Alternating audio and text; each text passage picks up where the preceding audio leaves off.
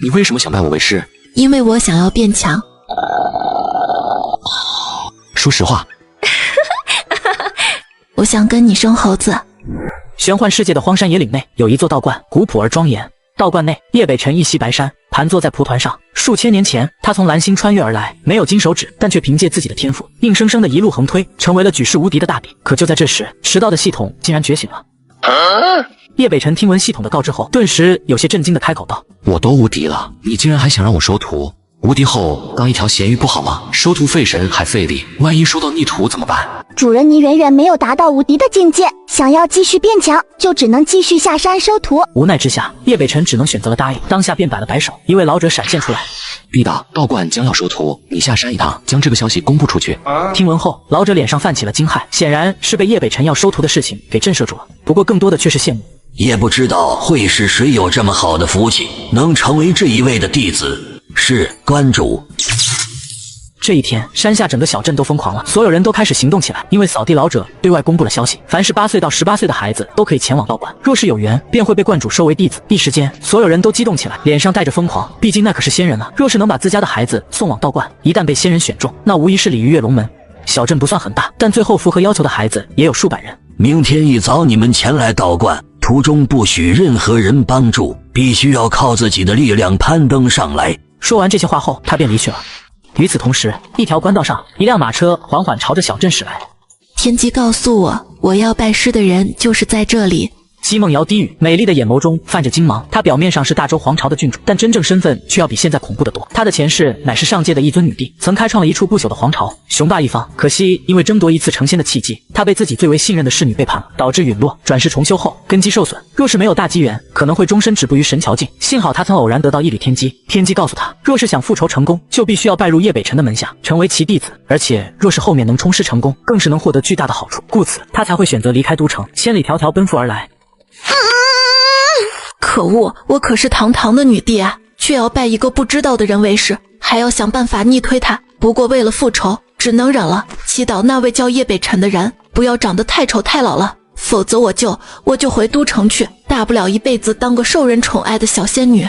马车缓缓驶来，姬梦瑶选择了一家酒楼入住。一番打探后，看来运气不错，明天便是那位观主挑选弟子的时候，只是无法确定此次那叶北辰挑选弟子名额是多少，万一只有一位，那可就麻烦了。看来的略微施展一点手段了。第二天扫完地的大叔来到山下查看孩子们的情况，可接下来的一幕直接让他傻眼了。整条山道上原本的数百位孩子竟然全都消失不见了，只剩下了一位少女。不可能，绝对不可能！虽说这座山峰有数千丈高，这群稚童不可能所有人都能攀登上来，但也不至于团灭。唯一的问题就是出在这一位少女身上了，年纪轻轻就达到神桥境，绝非普通人。先去打听下。果不其然，一番打听后，扫地大叔脸都黑了，也顾不了其他，马上回去禀告观主。观主不好了，出事了。不着急，慢慢说，出何事了？有位少女为了排除所有竞争者，竟然干出了这种事。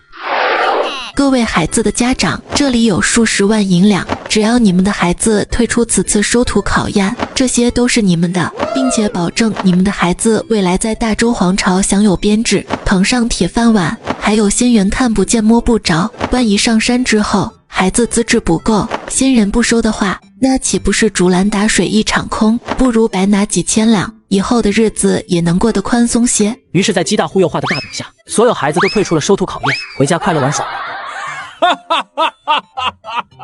这小丫头有意思。观主需要赶她下山吗？小丫头的确不错，年纪轻轻就迈入了神桥境，若不是根基受损，那修行天赋也算是人中翘楚了。不过想成为我的弟子，还要经过一些考核。不用，就让她慢慢爬上来吧。扫地道听闻后没有言语，缓缓退了出来。另一边山道上，差一点被赶下山的姬梦瑶此时正忐忑不安，内心哀嚎：完蛋了，刚才那老头该不会就是叶北辰吧？长得虽然不丑，但也太老了吧，这让我如何下嘴啊？本女帝不要冲师了，本宝宝要回家。既然来了，上山后看看再说吧，说不定这货不是我要拜的观主呢。对，肯定不是。翌日临近晌午的时候，姬梦瑶终于攀登成功，来到了道观前。果然如那些人所说一般，这个道观很是冷清。不管了，先找个人打探下观主信息。就在这时，姬梦瑶突然看到了远处有人出来，当下连忙小跑过去。这位师兄好。叶北辰看到姬梦瑶后，顿时明白过来，当下反问道：“你就是那位想要拜师的小丫头？天赋的确绝佳，虽说只有18岁，但已经出落得亭亭玉立，肌肤雪白，身段高挑，有一股高贵的气质。”师兄，这里的观主是不是很凶很老啊？此话一出，顿时难住了叶北辰。难道我很凶吗？应该不凶吧。难道我很老吗？应该不老吧。相比大体的无尽岁月，这个年龄还算年轻小伙。难道不是吗？那观主我曾瞥过一眼，整个人面色古板，神情冷淡，浑身如黑炭，而且看起来年龄很大，一看就是那种很凶恶的人。叶北辰，你给我等着，本地要逆推了你！书接上回，叶北辰被小丫头吐槽成一个究极凶恶的老妖怪，饶是心智坚硬如铁，此刻也忍不住嘴角抽搐，所以明知道他误把扫地大叔当成了自己，也决定逗他一下。对，你说的不错，我们的观主的确很凶，尤其是到了晚上，还会吃人，专挑你这种细皮嫩肉的吃。姬梦瑶听闻后，俏脸上顿时泛起了一抹惊恐。这观主这么可怕，还吃小孩，这怕不是妖精？哼，我堂堂一尊女帝，才不会怕区区妖魔呢！要是敢吃我，我就一拳一个。跟我来！一道冷漠的声音突然响起，瞬间让姬梦瑶从沉思中清醒过来。当她看到来人后，顿时脸色大变，扫地到面无表情地瞥了一眼姬梦瑶，随即径直朝前走去。完了，难道刚才的吐槽被他听见了？现在跑还来得及吗？不行，不能就这么放弃了，万一不用冲尸也能获得巨大好处呢。姬梦瑶收拾了一下心情，观主，人带来了。此话一出，姬梦瑶先是一愣，随即整个人都傻眼了。此时她才知晓自己认错人了，不过她很快就笑了，内心一阵激动，因为自己的便宜师尊不是又黑又老。俗话说乐极生悲，当姬梦瑶抬起头看清前方的那道身影后，整个人就像是一只受惊的猫，从地上跳起来，足足有3尺高。是你就是观主，他就是观主叶北辰。当着他的面吐槽他又黑又老，是个老妖怪，我是不是要完蛋了？呜呜呜！你骗我，你根本不是什么师兄，而是这处道观的主人。不错，我就是观主。师尊，我错了，您大人有大量，全当我童言无忌吧。叶北辰笑着摆了摆手，没事，这本来就是个误会。观主，你人怪好咧，小女子姬梦瑶，来自皇城汴京，此次前来就是想拜您为师，希望您能收我为弟子。抱歉，你不符合我收徒的要求。叶北辰的回答直接让他傻眼了。为什么？因为观主我很可怕，尤其是到了晚上，我是会化成绝世恶魔，生吞小孩子的。可恶，还以为这位观主很好说话，没想到这么记仇。不就是当着你的面吐槽你又老又黑吗？至于吗？姬梦瑶还想抢救一番，不过不等他开口，叶北辰便发话了：送客。随即守护在外面的扫地大叔走了进来。观主已经表达得很明显了，姑娘你可以下山了。姬梦瑶还想再挣扎一番，不过看到扫地大叔脸色越发严肃，且自己修为没有恢复，当下只能气鼓鼓地退出去。可恶，千里迢迢独自一人赶来拜师，竟然还被无情拒绝，本帝何曾受过这种气？不行，无论用什么办法，本帝都要让你收我为徒，而且本帝还要逆推了你。要不是看你长得俊，本女帝定让人把你给绑走了，然后关在小黑屋里。嘿嘿。续接上集。观主，他没有下山离去，无妨，不需要驱赶，到时候他自己就会离去的。修行一途，大毅力、大机运、大机缘，三者中也有大毅力不可或缺。那女孩性格如此跳脱，实在不适合做我的乖徒儿。道观外，臭师尊真小气，一点都不大度。要不是看你长得俊，本女帝定让人把你给绑走了，然后关在小黑屋里。嘿嘿。若是师尊一日不收我为徒，我就一直长跪不起。姬梦瑶采取了逼宫的方式，她相信叶北辰不是那铁石心肠的人。余音缭绕不断，道观很是寂静，并无回音。与此同时，大周皇城汴京一处王爷府，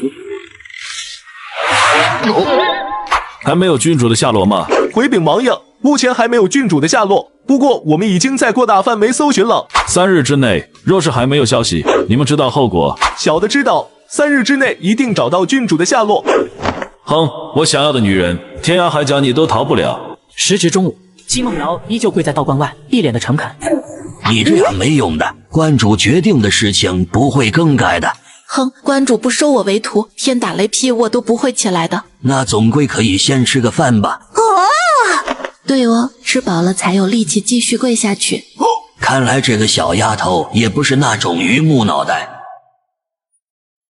吃过东西的姬梦瑶趁着扫地大叔不注意，偷偷溜进了道观，想去后殿，不料被一道禁制挡住了去路。可恶，师尊竟然设置了禁制，一看就是防我的。姬梦瑶也想过打破禁制，奈何修为不允许。一阵沉默后，突然双眼一亮，俏脸上泛起一抹笑意。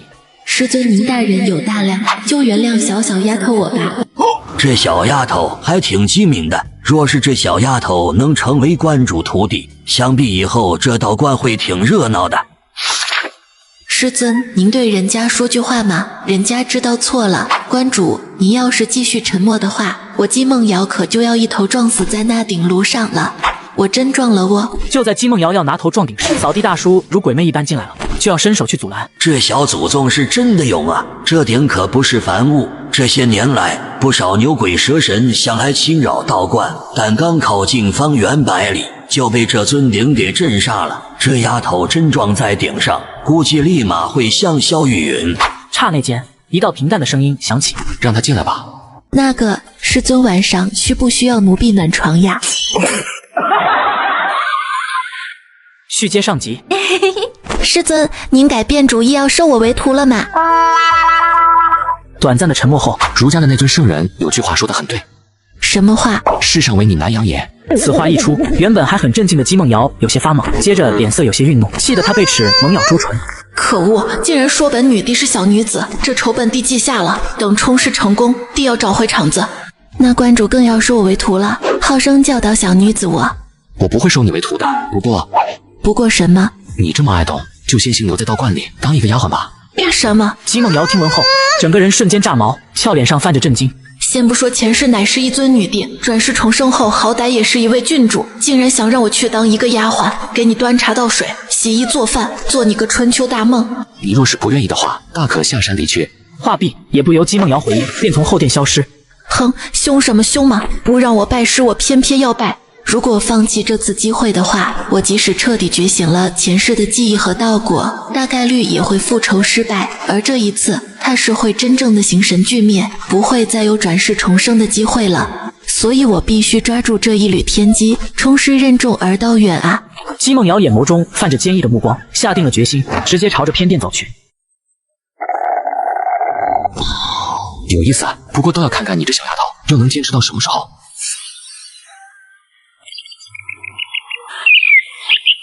可恶可恶，本帝搓死你搓死你！本帝在这里苦哈哈的干苦活，他倒是悠闲，观落日，赏花逗鸟。叶北辰自然知晓姬梦瑶在偷窥他，甚至在幻想着如何拿他出气，对此也没有丝毫在意，相反脸上还露出了一抹笑容。若是他能坚持3个月，收他为徒也不是不行。这是一个考验，也算是一种惩罚，就是要磨砺一下姬梦瑶的棱角和锐气。你给本帝等着，最好别给我冲师的机会，不然让你尝试下什么叫做唯小女人难养也。我不是故意的。道观香火钱不是很多。某人察觉到那幽怨的目光，当下连忙开口道：“我赔还不行吗？”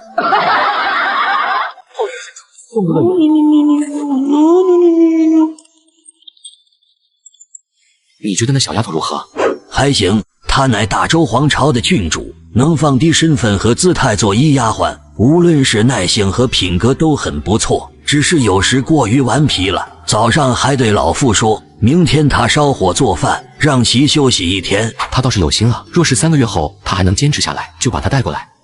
观主似乎真的动了收徒的念头，那丫头当真是好气运啊！与此同时，大周皇朝都城汴京东市的一处府邸内，永冠王，你不要逼人太甚。你虽为第一异姓王，冠绝天下，亲赐永冠王，但我也是朝廷命冠，官拜吏部尚书。你是在威胁我？这天底下，本王何人不敢杀？要怪就怪你那宝贝儿子吧，喜欢了不该喜欢的人，还有你，胆敢为其向圣天子求亲，不知死活！永冠王，这里可是汴京，天子脚下，你也敢胡来吗？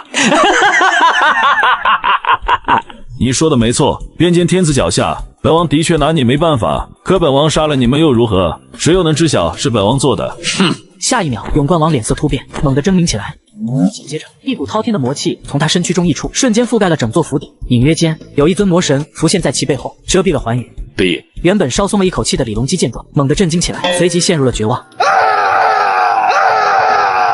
片刻后，整座府邸无一人生还。哼，敢与本王争夺女人，找死！永冠王收回了恐怖的魔神印象，然后快速的离去了。随着滔天的魔气消失，整个汴京猛地疯狂起来，无数人为之胆寒不已。李隆基乃是吏部尚书，如今却被灭了满门，都城注定要变天了。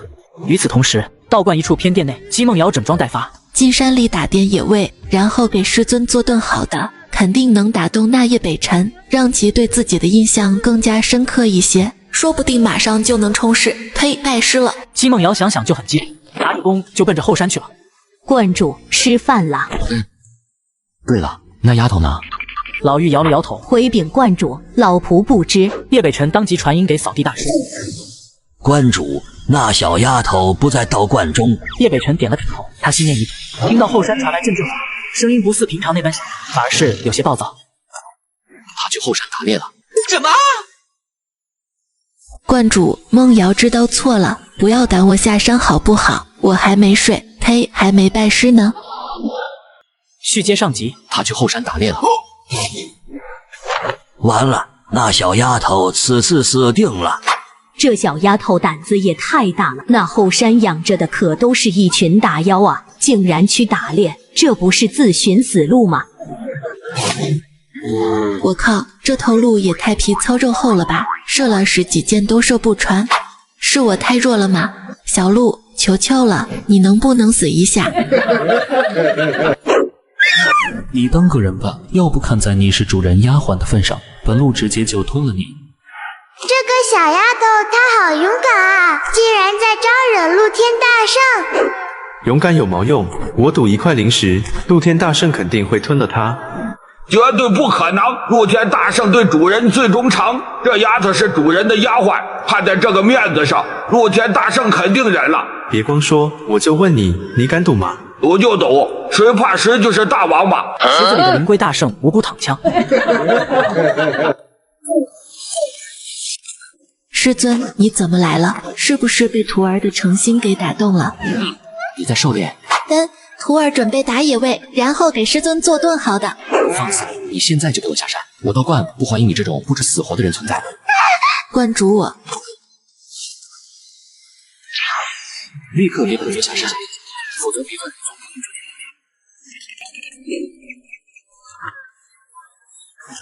委屈你了。还好这些小动物生性纯良，要不然连渣都不剩了。修行之徒与天争灭，处处危机，处处凶险，连分辨危险的能力都没有，还是让他下山好了。我到底犯了什么错？你要这样对我？丫头，刚才你差点就死了，你知不知道？还天真的在观主面前炫耀，你说观主怎能不震怒？啥？就因为我要狩猎小鹿，臭师尊要对自己下死手？要是知晓师尊他那么喜欢小鹿，我肯定不会对他射箭啊！我还不如去池塘中抓王八。可我没有伤那头小鹿分毫啊！那头小鹿皮糙肉厚的，连弓箭都穿不透呢。大婶大叔，我师尊不会真的因为这件事就把我赶出山门吧？丫头，那可是露天大圣，你要是能射穿他的皮毛，你现在就可以出师了。什么？那头看起来弱弱的小鹿是大圣？没想到一座小小道观竟拥有如此多的强者，这道观也太可怕了。等等，那臭师尊生气是因为担心自己，担心我受伤。哼，这臭师尊表面上不关心，但心里却是要紧的很吗？呜呜呜，叔叔婶婶，替梦瑶求求情吧，大恩大德，没齿难忘。难了。女帝在门前诚恳认错，豆腐师尊终是心软。一个公主抱气回房间。续接上集，还请观主降罪。谁都不准替他求情，让他立刻给我下山，我不想再看到他。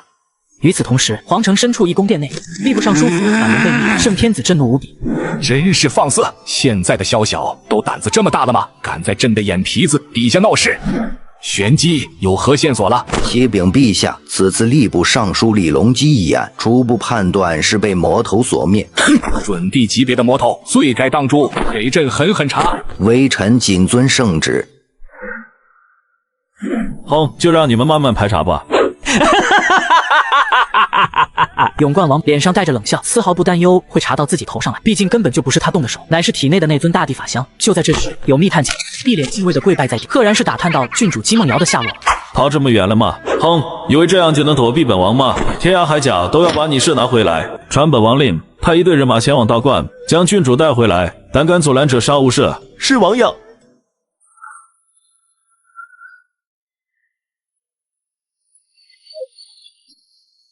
这丫头真是倔强啊！这样淋下去会坏了身体。也许坚持不住，也就离去了吧。后殿深处，已经消气的叶北辰一直在关注着小丫头，只是碍于脸面，没有出去。哼，又想玩这一招苦肉计吗？倒是要看看你能坚持多久。不好，他坚持不住了。关主，关主似乎心软了。看来那小丫头的苦肉计成功了。亲爱的师尊大人，梦瑶错了，您就大人有大量，饶过我吧！我不要下山，不要赶我走，我要拜您为师。这么想要拜我为师吗？叶北辰低语，看着姬梦瑶的眼神逐渐变得柔和起来。不知道过了多久，姬梦瑶突然睁开了双眼，然后猛地坐了起来。丫头，你醒了，感觉好点没？婶婶，我怎么会在这里？观主原谅我了吗？不行，我还得继续去跪拜，恳求观主原谅。你放心好了，你晕倒时是关主抱你进来的，关主应该原谅你了。师尊抱我进来的。老夫点点头，确认后的姬梦瑶突兀地笑了起来，脸上泛着红晕的光芒。臭师尊，原来你真的不是一块顽石呢，明明是一块豆腐，一撞就碎的那种。想成帝，先发疯，不过一切讨主人开心，铁一次，双三级，躺着也能赢。师尊，观主，我知道错了，我不该刁蛮任性，不该没有规矩，以后我一定会遵守道观纪律，绝对不会以身犯险了。出去吧。一阵沉默后，叶北辰终于开口了，语气很是冷漠。臭师尊，混蛋师尊，你冰冷，你无情，我明明都认错了，明明内心有着柔软的地方，偏偏要装作高冷无情，弄得跟谁都欠你钱一样。接下来的日子，道观又恢复了平静。姬梦瑶又继续当起了丫鬟，洗衣做饭，端茶倒水。你们知道我为什么没有被赶下山去吗？为什么呢？我也想知道。不会是因为主人他喜欢你吧？其他小动物纷纷附和。师尊他喜欢我是一方面，但更多的还是师尊他宽宏大量，风度翩翩，雅人深志，品貌非凡。听不懂什么意思啊？能不能说人话？想讨好我吗？叶北辰低语，眉头微微皱了皱，内心有些触动，随即转身离去了。姬梦瑶用余光偷偷瞄向远处。师尊已经离开了吗？哎，他有没有听见自己刚才那么一大串的彩虹夸呢？与此同时，山下小镇外的官道上，一队兵马正在疾驰而来。王爷有令，无论如何也要带回郡主，胆敢阻拦者，格杀勿论。这不才刚扫过吗？地上就又有灰了。罢了，再扫一遍吧。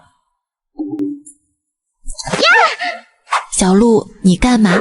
我不是故意的。你肯定是报复。我没有。哼，这次我原谅你了，我们就两不相欠了。说着，他抬脚朝着道观走去。陆天大圣，好像有外敌想要入侵哎。外敌真好，我好久没磨牙了。我的爪子也有点钝了。老骥伏枥，志在千里，这次便让我出手吧。山脚有樵夫，山腰有猴子，山顶有……算了，这世界上无人能登临山顶，皇帝老儿也不行，所以咱们这群主人的宠物就不要瞎操心，有这时间，事事懒觉不相骂。尤其是你这只老王八，是不是嫌寿命长？陆天大圣，你刚才为什么不告诉那丫头实话？我看这丫头好傻的样子，比傻狍子看起来还要傻。兔子你大爷，骂谁呢？兔爷说的就是你。是不是要打架？打就打，兔爷这次要打的你叫爹地。傻狍子和兔子直接去旁边约架。小鹿四肢卧在地上，微眯着眼，打着哈欠。不该说的话别说，不该做的事别做。我们身为宠物，最重要的就是讨主人开心。打架这种粗活，让那群沙胚去干。说着说着，小鹿直接就睡过去了。其余小动物面面相觑，心生浓浓敬佩。不愧是最受主人喜欢的陆天大圣，短短一席话就说出了我们一辈子悟不出来的道理。陆天大圣，牛耳必追。你为什么想拜我为师？因为我想要变强。说实话。我想跟你生猴子。续接上集，院落中，叶北辰躺在藤椅上晒着太阳，他手放在脸上，阳光透过指尖的缝隙，偷偷溜了进来，照耀在脸上。此刻，叶北辰身体上道运流转，无尽神辉萦绕，各种神像纷呈，大道之音不绝于耳，整个人似与天地相合，返璞归真。哇哦，不错呀！这一幕刚好被偷偷溜进来的姬梦瑶看吃了。混蛋师尊怎么能这么好看？简直就像一尊缥缈的谪仙人。呜，好想逆推师尊啊！徒儿姬梦瑶见过师尊。师尊好像变得更加俊朗，更加令人心动了。怎么办？人家快要把持不住了。如果现在扑倒师尊，能有几分胜算呢？你还不是我徒儿，叫我观主即可。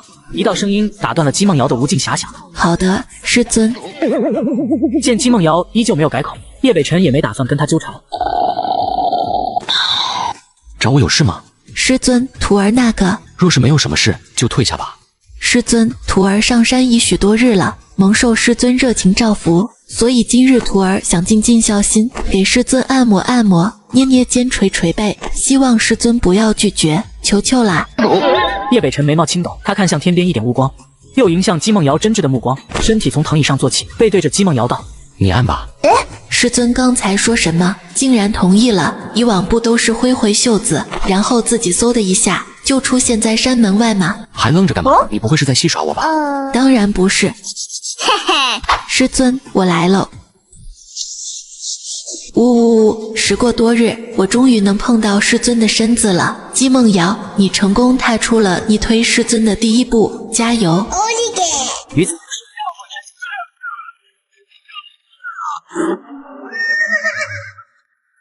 吴仙人发旨，尔等不得上山。我王级修为竟然有些看不穿对方的虚实，还是小心为上。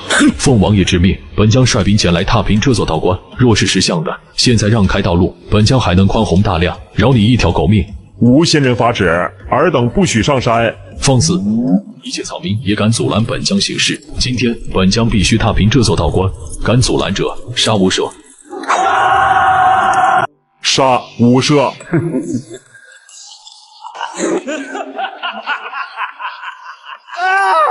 这樵夫好像是那个大魔头，真的是他。千年以前，魔宫大成，祸乱大周，屠戮无数修士，被当时圣天子联合几位皇室供奉围攻7天7夜，直至陨落的幽冥老祖。为何他会出现在这座道观？幽冥老祖，千年之前横空出世，所到之处遍地恶殍，生灵涂炭。曾有数位大圣来扶围剿幽冥老祖，却是数位大圣全部战死。最后圣天子联合皇室共同出手，耗尽大周气运500人，才将幽冥老祖格杀。皇室几位供奉也身死道消。肃静！幽冥老祖已经死了，面前的这个樵夫不过是虚张声势罢了。装神弄鬼！幽冥老祖已经死了上千年了，本将已经给过你机会，但你这草民却不好好珍惜。既然如此，本将便一刀斩了你，再带起人马踏平道观。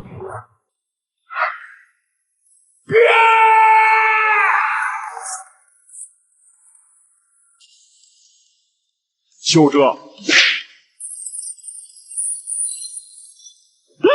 不可能，这把刀可是伪道器，非圣剑不能毁。他竟然徒手就将其捏碎了，这个樵夫境界有古怪。幽冥老祖不是死了上千年了吗？为何不？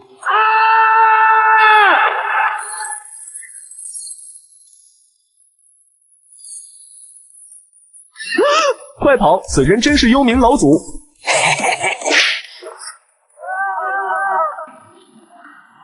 势必，樵夫身上血气收敛，虔诚跪在地上，朝着道观方向叩首朝拜。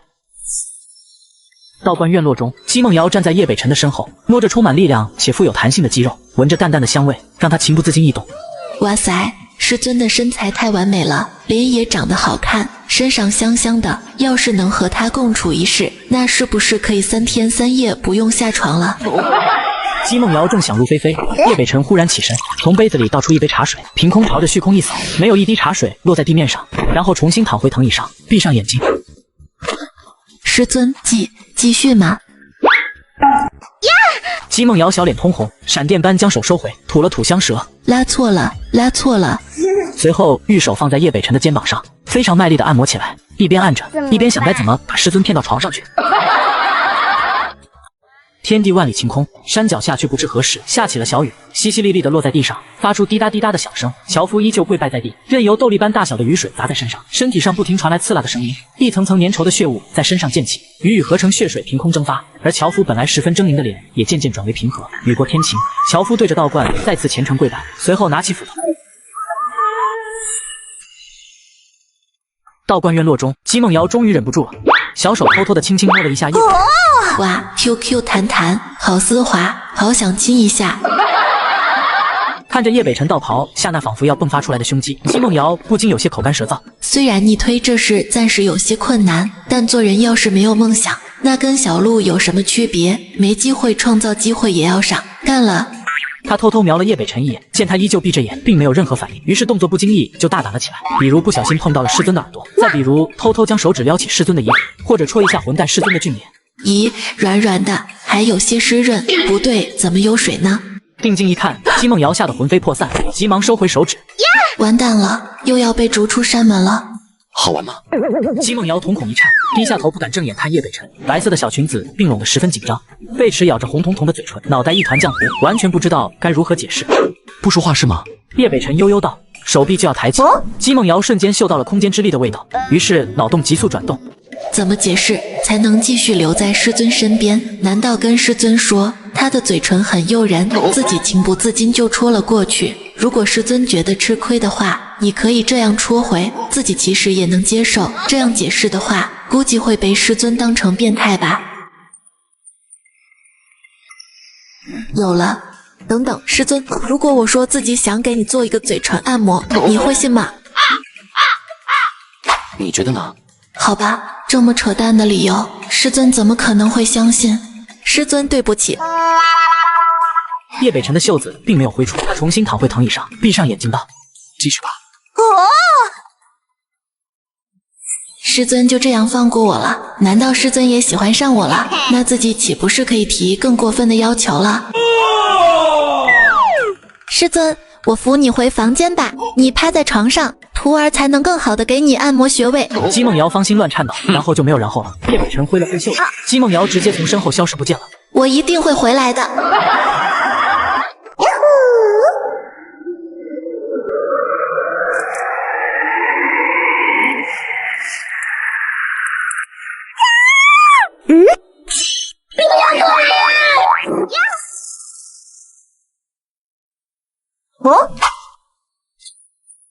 来，心急吃不了热豆腐，撩汉子，尤其是撩师尊这样的汉子，必须得慢慢来。你们都在呢，小鹿呢？疼死陆岩了，报复，一定是报复。我说怎么感觉软软的，原来是砸到小鹿了啊！姬梦瑶安慰了小鹿好一阵，才让小鹿相信自己并不是蓄意报复。你怎么突然从天上掉下来？是啊，你怎么可以御空飞行的？跟我们说说吧。我不行，不能让这些小动物知道自己是被师尊一袖子挥到后山的，否则也太丢脸了。哼，要你们管，我想飞就飞，想去哪就去哪。话毕，姬梦瑶飞快逃离了后山。莫名其妙，这丫头怎么突然就生气了？不会是被主人给教育了吧？数千年来，后山已经出现了飞天的老王八、飞天的土拨鼠，现在又多出一个飞天的丫头，主子教训人的方式还真是亘古不变。果然，主子是个专心的男人，爱了爱了。刚才我用手指触摸到了师尊的嘴唇，师尊的嘴唇很软，很湿润。等等，手指上好像有师尊的口水，如果是不是代表着和师尊接吻了？不行，这样做实在太下流了啊！但是根本忍不住，怎么办？要不浅尝辄止一下，就一下。姬梦瑶下定决心，手指触碰到柔软的舌头，她条件反射下含住了手指，眼睛更大，大脑此刻一片空白，与师尊接吻的画面在脑海中盘旋，小脸不由滚烫，呼哧呼哧冒着热气，就好像待在炼丹炉边上那般燥热。院落中，叶北辰倒了一杯茶水，准备漱漱口，但拿起茶杯的时候又放下了，伸出手指轻轻一弹，冥冥之中的情丝便被他斩断。他重新拿起茶杯，微抿一口，沁香的茶水从喉头滚落。忘记漱口了。叶北辰的神情微微僵硬，恍神之间，契机不小心泄露，天地倒悬，日月暗淡，星辰幻灭，整个天地骤然黑暗，犹如末日倾泻。叶北辰仅是泄露一缕契机，竟与天地倒悬，日月暗淡，星辰幻灭。道观众人众妖误以为大敌来袭，纷纷现身。山脚下，樵夫看着山顶道观的方向，心神震颤。何人竟敢惹怒仙人？说话间，斧头自然紧握在手中，仿佛随时都能呼啸飞出。山妖斜躺在枝桠上，吃着山桃的猴子猛然狰狞，随手将山桃一扔，他从耳朵里抽出一根银针，轻轻一推，银针瞬间扩大无数倍，金光闪烁，晦涩复杂道纹在其上明暗闪亮，交相辉映，两个巨大的字同时释放璀璨神光。他看向山上道观的方向，虽然不知道发生了什么，但他已经准备好了。正在清理山道的扫地大叔感受到这股气势，脸色大变，握紧手中的扫帚。顷刻间，破败的扫帚绽放无尽光华，天降雷霆，轰隆劈在扫帚之上，电闪雷鸣，一道道雷霆却未能将扫帚摧毁，反而雷霆之力尽数被吸收，雷劫崩碎，虚空开裂，神兵显现。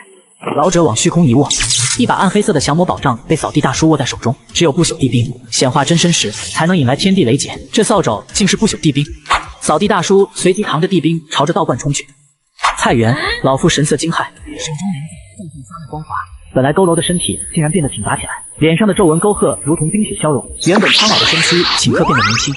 下一瞬，虚空开裂，一道倩丽身影提着花篮从中走出，如同一尊九天玄女降世，贵不可言。赤足踏在虚空之上，脸上被天机遮蔽，如同混沌迷蒙，根本看不真切。他往道观一踏，便是咫尺千里。后山，小鹿怔了怔，忽而他仰天咆哮，身形快速膨胀起来。小鹿身体如同一尊移动的泰山，似要将天地遮蔽，倾泻而下的日光难以穿透，在地上映衬出恐怖的倒影。紧接着，一双双如同血月般的双眸在小鹿背后竖了起来，他们看向道观的方向。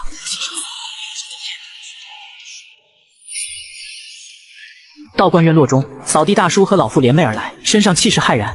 只见叶北辰紧握着茶杯，淡淡的气机在其周身萦绕，脸上好像有一点难看。扫地大叔和老妇相视一眼，感受到了各自的惊讶。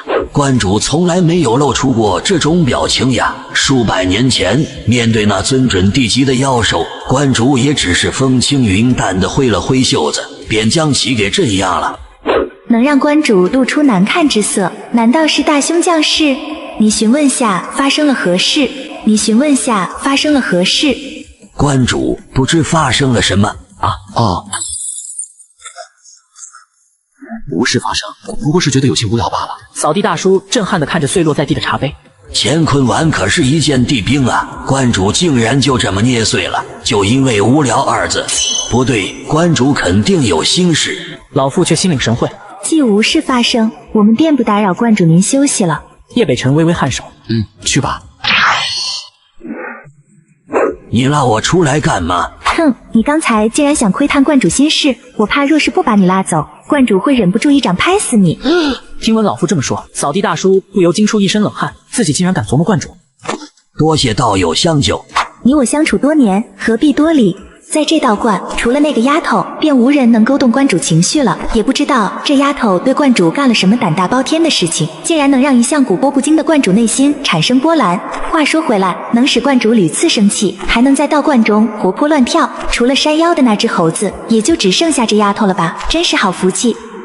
叶北辰发现已被斩断的情丝又疯狂长了起来，且斩不断了。难道命数中有一情节印在这丫头身上？如何破解？若是把这丫头砍了，是不是有点太过残忍了？找个借口将其撵下山去也不行。这丫头死乞白赖的性格，绝对是赶不走的。要不传授其极难神通，让她知难而退。哎，罢了罢了，惹不起我还躲不起吗？先下山避几天。叶北辰气机消失的一刻，道观的大佬也各回的家，各找个妈了。只有角落里的姬梦瑶依旧甜滋滋的含着手指。天怎么忽而黑了，忽而亮了？不会是自己的调戏？师尊他老人家生气了吧？很有可能。母妃曾说过，若是能惹了男人生气，那说明这个男人心里在乎你，那师尊心里是在乎我的。混蛋师尊，给徒儿乖乖等着。师尊，你在哪？徒儿有些想你了。哇卡卡，师尊，你的宝贝徒儿又来给您尽孝心了。咦，人呢？神神，我是尊人呢。观主闭关修行了。闭关修行，肯定是被我该死魅力深深吸引，无法自拔。只能选择闭关修行来躲避自己。臭师尊，把你弟吃定你了，闭关也不行。我说的，我去找师尊。丫头，关注他。放心吧，珊珊，我不会再惹师尊生气的。关注他下山去了。这丫头毛毛躁躁，有点同情关注了。这丫头比当年那只猴子还要过分，同样也拿他没办法。师傅，你何时带徒儿打上西天啊？齐天，西天不是被你灭掉了吗？叶北辰当初收下这只猴子，出于恶趣味，给这只猴子起了齐天的名。闲暇之余，给他讲了《西游记》《悟空传》的故事，本来只是为了打发无趣时光，未曾想到这泼猴修炼小有成就后，便偷偷跑下山去，将整个西域绕得长半天，西域活佛直接被灭掉大半。师傅，那不是西天，真正的西天应该有一座大雷音寺，寺庙里有一堆秃驴，坐在最中间的秃驴头上全是疙瘩，还喜欢每天使唤一个叫观音的丫头。猴子说到西天后，就跟天河被弱水冲垮一般，一边滔滔不绝地说着，一边手舞足蹈地比划着，眼睛里绽放着熠熠光彩。你开心就好。叶北辰直接关闭六识，闭眼无言。哎，罪过呀！当年就不应该对这泼猴讲了《西游记》，导致这猴子小小年纪就有了叛逆的心理，天天就想着打上西天去，推倒雷音寺，自己当佛祖，使唤小观音。神山，师尊不是闭关修行了吗？为何他不在后殿？刚才我就想跟你说，关主不在道观，他下山去了。哦，竟然逃下山了，我有这么可怕吗？那婶婶知道师尊去哪吗？不知，关主行踪向来神秘，无人能知晓。了。时光匆匆，因为观主不在，道观再次恢复宁静。这一日，姬梦瑶立于悬崖边缘，倩影在夕阳照耀下被拉得很长很长，晶莹剔透的雪肌玉肤和霞光交相辉映，闪烁着象牙般的光晕。她伸出手，天边飞鸟盘旋而落，如玉葱般的手指点了点飞鸟的脑袋。小家伙，你知道混蛋师尊在哪吗？如果知道的话，能不能给他带句话，就说徒儿有些想他。飞鸟仿佛通人性，听到姬梦瑶所言，扑棱着翅膀飞向天穹。姬梦瑶挑了挑眉，淡扫如远山，凤眉明眸，顾盼流离间，双手放在嘴边，俯身对着朦胧白雾喊道：“师尊，你在哪啊？徒儿有些想你了。”余音袅袅，空谷传响，南风之意，青山一小，而他是否知？你为什么想拜我为师？因为我想要变强。说实话。我想跟你楚河之争。续接上集。师傅，你别走好不好？徒儿在此修行999年，实在是闲得球疼啊！你要是实在要走，能不能带上徒儿？徒儿保证不话痨了。这话你自己信吗？松手，要不然为师让你见识一下什么叫做如来神掌。叶北辰抬了抬手，齐天应激似的捂住了脑袋。小时候他很顽皮，经常闯祸，然后就被如来神掌给教育了，于是如来神掌成了齐天一辈子的阴影。那小丫头根基好像损伤的不轻，这山桃倒是可以修复根基。这跟我有什么关系？又不是我徒儿，只是个丫鬟罢了。叶北辰抬脚就要离开。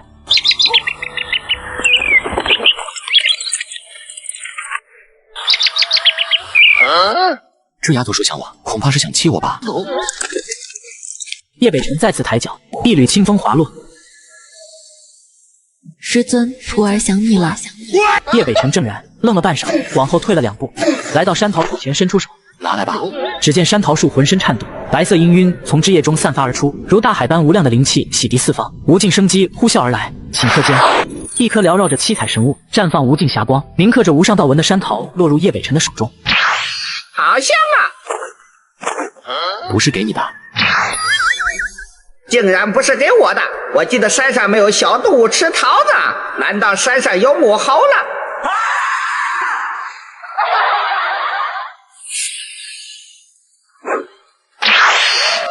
仙姿脱俗，如同仙女。师尊，你终于回来了。叶北辰闻着下方传来的阵阵幽香，身体有些僵硬。我这是怎么了？刚刚明明是可以躲开的。师尊，这么多天你去哪闭关了？徒儿翻遍了整个道观，都没有找到你呢。本尊去何处？与你有关吗？当然有关系，我是徒儿啊。不，你是丫鬟。好的，主人。作为丫鬟，关心主人去向是应该的。本尊。等主人请吩咐。姬梦瑶一副静静聆听的模样，叶北辰欲言又止，只言又语，以后不许在本座面前恶意卖萌。卖萌是什么意思？是在说人家可爱吗？叶北辰要吐血了，让你别恶意卖萌，没想到你变得更可爱了。为了防止心魔无休止滋生，叶北辰凭空掏出山桃。不死药，蟠桃。4疼，不是在做梦。想要吗？想要，但如果师尊你是想要我放弃拜师的话，那我不要了。以后每天和本座说话，不许超过3句。若是同意，这山桃便赐予你。不要。那从今天开始，你和我保持距离20丈。若是同意，这山桃不行，这个坚决不行。叶北辰一连提了10几个要求，全被姬梦瑶拒绝了，心态崩了。师尊，撇。主人，您为什么不提其他的要求呢？比如按摩、暖床这些，作为丫鬟我都能做的，我很能干的。若是你以后不再欺本座，这株山桃便倒。谢谢主人，不对，应该是谢谢师尊。不必多谢，此山桃不过是本座偶然捡到，山中小动物不喜食用，为了不浪费，这才想到你，你明白吗？师尊肯定很用心，本座都说是不小心捡到的。师尊，您说去闭关修行，实则是给徒儿寻不死神药了，徒儿好感动。你别误会，闭关修行是真的，这株山桃本座看它可爱才捡回来的。听说不死神树身边都有守护兽，师尊不会受伤吧？没有守护兽，旁边就只有一只。话未说完，吧嗒一声，叶北辰只觉脸颊湿湿的，软软的，润润的。我靠，我被人偷亲了，可是心里为什么连发怒的欲望都没有呢？师尊，我是初吻哀。叶北辰又气又觉得十分好笑。初吻怎么了？难道我叶某人就不是初吻了吗？你和本座说这个干什么？没干什么，就是想让师尊您知道。你叶北辰本想指责2句，但话到嘴边却变成了一句不咸不淡的话。以后不许这样了，要是再干这样的事，本座就把你从这扔下去，听到没有？听到了。你快将那株山桃给炼化了吧，过了这么长时间，估计药力都流失了好多。不过本座要提前跟你说明，在你炼化蟠桃的时候，本座是不可能帮你护法的。好的，师尊，我自己能行的。叶北辰没有多说废话，为了挥手，虚空裂开，整个人引入虚空，瞬息消失不见。这个丫头是我的人，别痴心妄想了。狂妄！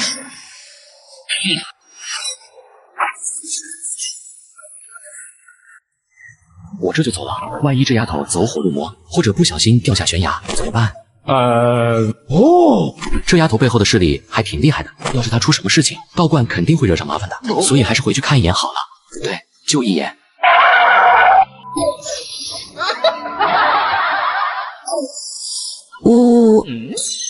难道真的出事了？为什么师尊会突然跑回来？难道是我叫得太大声了？姬梦瑶下意识就想捂住嘴，但为时已晚。蟠桃那么大，嘴巴那么小，这能塞得下吗？这种憨憨行为跟前世吞电灯泡的闲人有得一拼。你是笨蛋吗？不会一口一口咬吗？大型社死现场，丢脸丢到姥姥家了，全被混蛋师尊看见了，指不定以后还会拿出来取笑自己。俺女帝尊严全无了，不活了，直接跳崖算了。把手拿开，我帮你拿出来。叶北辰手指染上一缕星光，点在蟠桃之上，顷刻间，蟠桃体型缩小了一大半，落在了叶北辰的手中。感受到手心湿湿润润的水渍，叶北辰道心又不稳了。阿弥个豆腐，冷静冷静。给你，刚才太大，你吞不下，现在正好。真的？那本座走了。真的？真走了。师尊，求求您快走吧，要是再不走，我就真的无地自容了。叶北辰离开了，姬梦瑶环顾了好一会儿，没发现混蛋师尊的身影，这才安心继续炼化。轻咬了一口蟠桃，刹那间，一股强横无比的气息开始在他的身上爆发，无穷无尽的生机在嘴里迸发，澎湃汹涌的能量迅速席卷全身。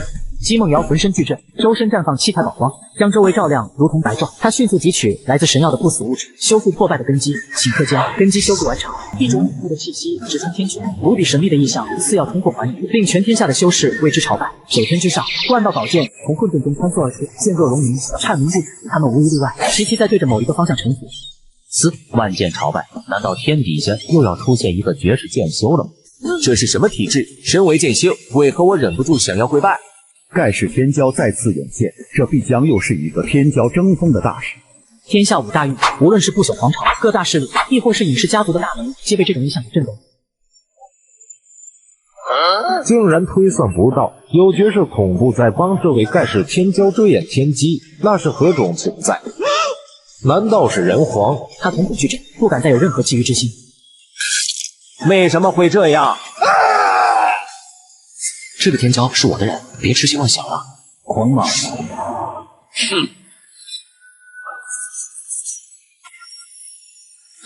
老朽垂暮之年，只想找个徒儿继承剑道衣钵啊！为何老天要这么对我？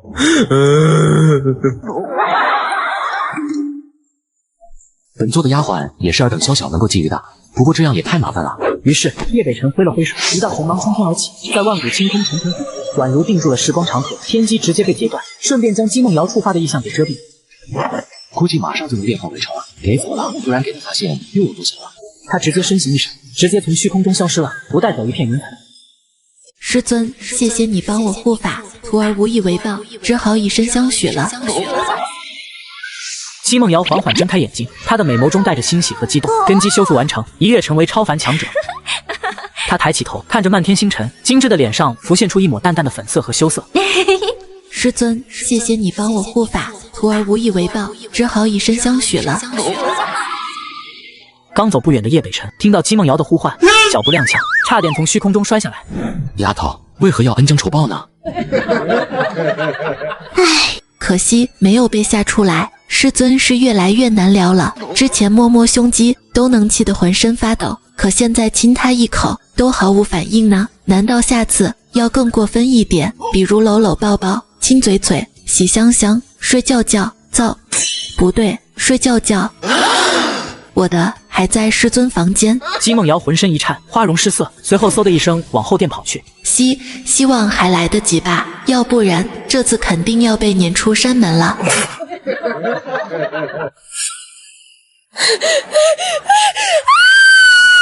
为何我突然感受到那个贱人的气息？我明明看着他心神俱灭的，到底是哪里出了问题？本尊是走错房间了吗？本尊的悟道蒲团呢？本尊的仙蚕丝被呢？本尊的乾坤道袍呢？哎呦我的妈！房间里幽香弥漫，目光所及之处，尽皆女孩子的衣物，淡黄色的长裙，天蓝色的披纱，以及肚兜。不生气，不生气，不生气，怪自己没有设下禁制，才给这丫头可乘之机。叶北辰将房间里的衣服收拾了一下，等收拾到那个肚兜时，出于本能，叶北辰好奇地打量了一下。有人。师尊，你看着我的肚兜干什么？哎呦我的妈！如果本座说，其实，叶北辰呵呵两声，默默45度角仰望天空，淡淡道：“你说吧。”师尊，其实如果你喜欢徒儿的肚兜的话，徒儿是可以给你的，而且徒儿还有其他颜色的，但是你不能拿它做些奇怪的事情。不喜欢。师尊，你不必如此的。喜欢就是喜欢，徒儿明明看你眼睛放着光。不喜欢就是不喜欢，本座只是好奇它的构造。真的？自然。徒儿相信了。混蛋师尊竟然连女孩子的肚兜都没看过，哈哈哈！那岂不是说他都没谈过恋爱，自己也没谈过恋爱，真好。混蛋师尊，晚安。既然本座的问题已经解决了，那来谈谈你的。本座问你，床榻上的蒲团去哪了？那个师尊，徒儿可以不说吗？为什么？绝不能让师尊知道是自己癸水来了，然后给扔了。因为徒儿给了你肚兜，所以师尊应该把蒲团送给徒儿。本座没要。但师尊你看到了，你还想上手？师尊您学识渊博，肯定知道女子的肚兜如果不小心被陌生男子看到了，女子要不就嫁给男子，要不就杀了男子，以证清白。徒儿就不会这么极端，只需要师尊将蒲团送给徒儿，很公平吧？公平个鬼！这丫头哪来的这么多歪理？算了，蒲团送给她也无所谓，反正自己也用不到，给这丫头用，正好能帮助她快速提升境界。那本座的被褥呢？洗了，真是离谱他妈给离谱开门，离谱到家了。仙蚕丝被乃是仙蚕所吐之丝编织而成，六尘不染，邪魔不侵。你跟我说洗了？那我衣服呢？也洗了。师尊，这你不能怪我了。您不在的日子，我甚是想念，被子上有您的气味，所以晚上就裹着被子睡了，然后做梦就梦到了师尊您，然后就没有然后了，连续做了好几晚梦。不仅被子洗了，就连您的衣服也一起洗了。眼看着叶北辰的脸色由红变青，再由青变白，最后白直接变黑，姬梦瑶连忙道：“师尊，徒儿知错了，为了赔罪，徒儿愿意把所有肚兜都送给师尊。3息之内，立刻马上消失在本座面前，本座可以原谅你。那衣服徒儿要带走吗？1，师尊，要不今晚你盖我的被褥吧，我被子又香又软，你肯定喜欢。2，师尊，慢点数，徒儿这就消失。姬梦瑶抱起衣服，就像是被追赶的小熊猫，一溜烟消失不见了。良久，叶北辰睁开眼睛，缓缓伸出了3根手指。3。这丫头还真是天不怕地不怕，还好故意数慢了点，不然就下不来台了。叶北辰环顾了一下房间，家徒四壁。这丫头这一折腾，让本就不富裕的家庭又变得雪上加霜。等等，为什么肚兜还在这？不是让他把肚兜拿走的吗？叶北辰盗墓，眼不见心不烦，抬起手就要毁掉这肚兜，但即将落下的时候，却是硬生生停住了。若是毁掉的话，指不定那丫头会怎么想，说不定会以为是被我藏起来了。算了，等明日命人收拾一下。然后叶北辰抬脚出了房门。明月当空，叶北辰坐于悬崖边，静静修行，清风徐来，鼓波不惊。而此时的姬梦瑶则是蜷缩在被子里，翻来覆去睡不着。肚兜还在混蛋师尊的房间呢，师尊不会拿它去做那不可描述的事情吧？姬梦瑶脸越显越红，头埋在被子里，犹如鹌鹑。呜，根本睡不着。3更半夜，有一女子脚步轻盈地朝着悬崖边走去，此人正是睡不着的姬梦瑶。咦，混蛋师尊，他怎么在这？突然他不小心脚步一滑，脚底下的石头发出咕噜咕噜的响动。完了完了，师尊肯定发现了，逃是跑不掉了，不如乖乖解释。那个师尊，我说是偶遇，你相信吗？姬梦瑶低头认错，等了半天也没有得到师尊的回应。师尊，等等，师尊好像处于60闭合道仆守一的状态，除非遇到什么难以应对的危险，否则绝不会苏醒。嘿嘿，既然如此。姬梦瑶看着叶北辰腿和腰间的空隙，她忍不住躺了下来，小手拉着叶北辰的小拇指，闭上眼睛，睫毛轻轻抖动，睡得十分安静。混蛋师尊，晚安。王爷，圣天子有令，若是没有朝廷旨意，任何王侯不得离开皇城半步，违令者斩。还请就此打道回府吧。你确定要拦本王？王爷，还请不要为难。区区蝼蚁也敢阻拦本王，尔等若敢上前阻拦，亦是同等下场，出城。太可怕了，这就是永冠王的威势吗？玄机确定此辽藏身于诸王之中。启禀陛下，惊天机阁与国子天监联合卜算，此魔头必然是我大周王侯无疑。陛下，北至又要是冰雹。圣天子正与李国公商讨，忽而听见外面一阵嘈杂，去看看何人在外吵闹。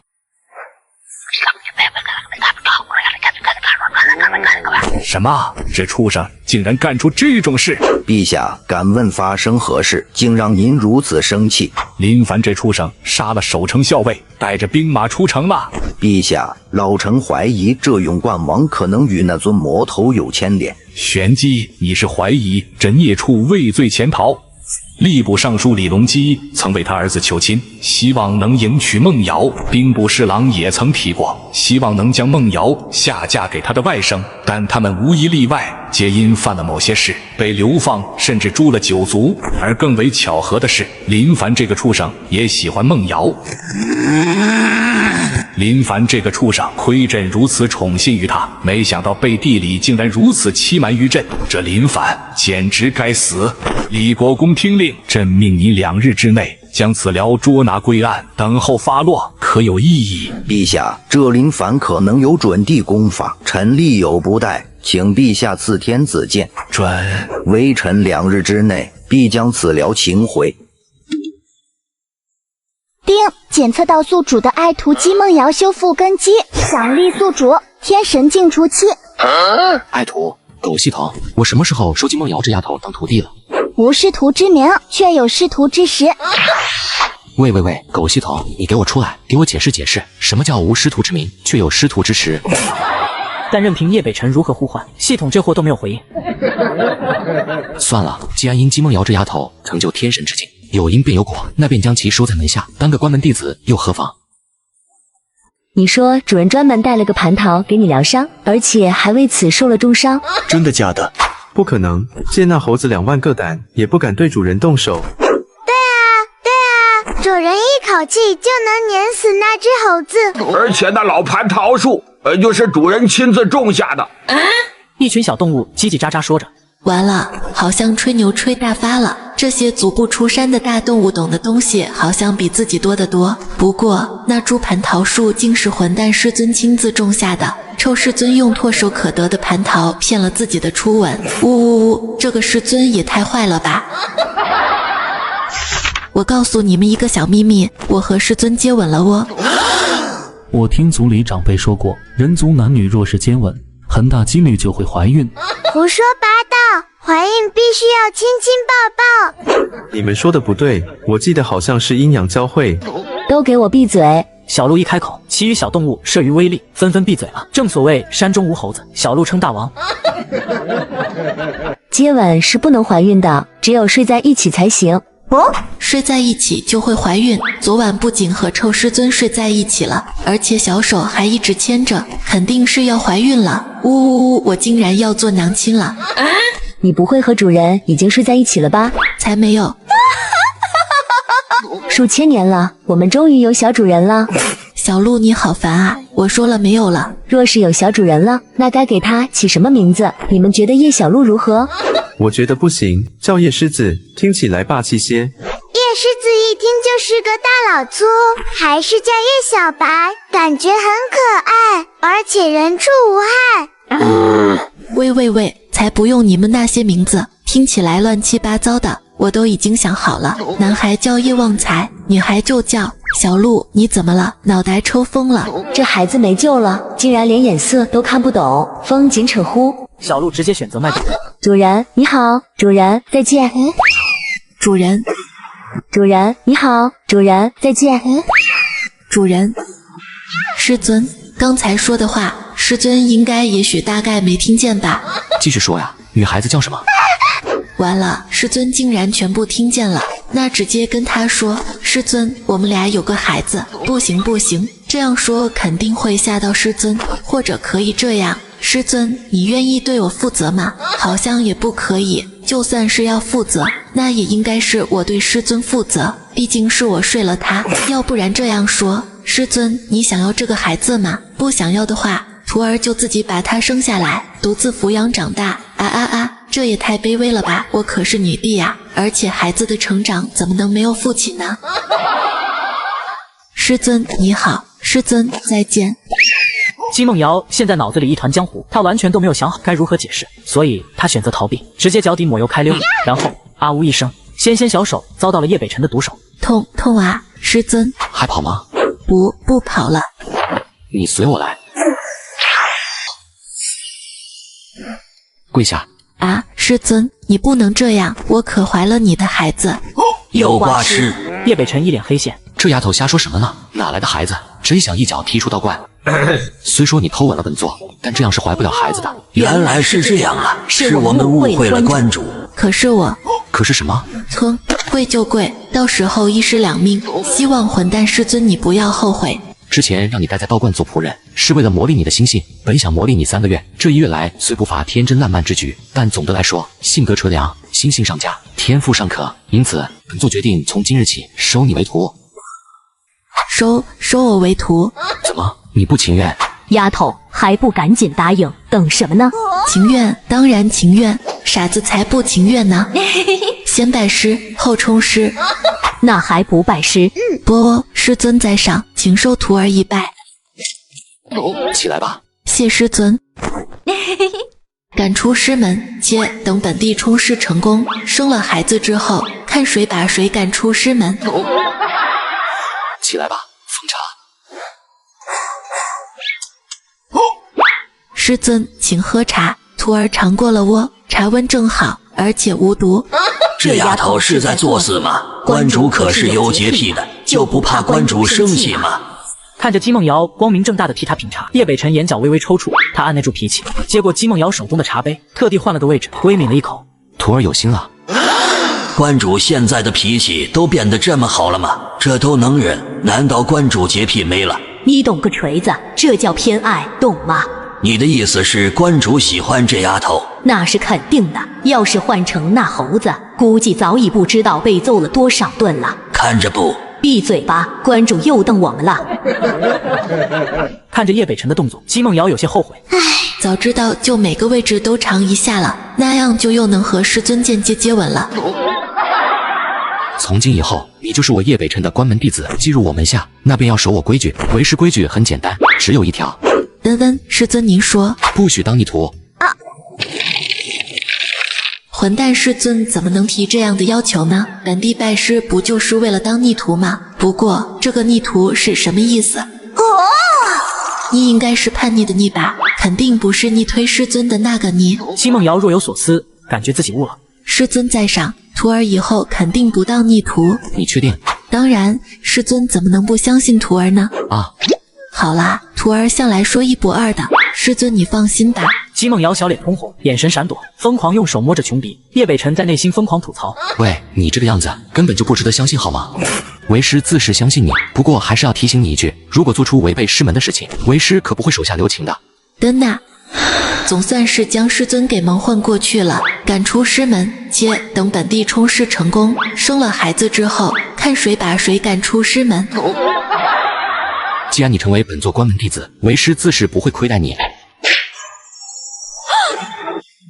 这株大萝卜竟然是长生不死药混沌青莲。曾有传说，混沌青莲因自身灵性超凡，一旦吞去药身，化作生灵，便能成就大地之尊。而眼前这株青莲，虽说并未吞去药身，但也产生灵识。若是将其带在身边，借此悟道，说不定能悟出混沌剑气。而这把剑名龙吟，雷弧电芒闪烁其上，赫然是一把地兵。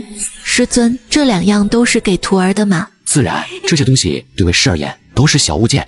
师尊之赐，徒儿无以为报，所以徒儿能抱一下师尊吗？不用了，走吧。叶北辰刚想拒绝，一具柔软的娇躯就这样扑进了他的怀里。就一下，这辈子能遇见混蛋师尊您，真好。叶北辰用余光扫向一旁吃瓜的老妇和扫地大叔，老妇和扫地大叔直接闭眼。非礼勿视，非礼勿听，我们只是没得感情的工具人。就这个嘛，好不好？梦蝉很好听的。续接上集，可以了吧？真的。想给这把剑取什么名字？哀晨。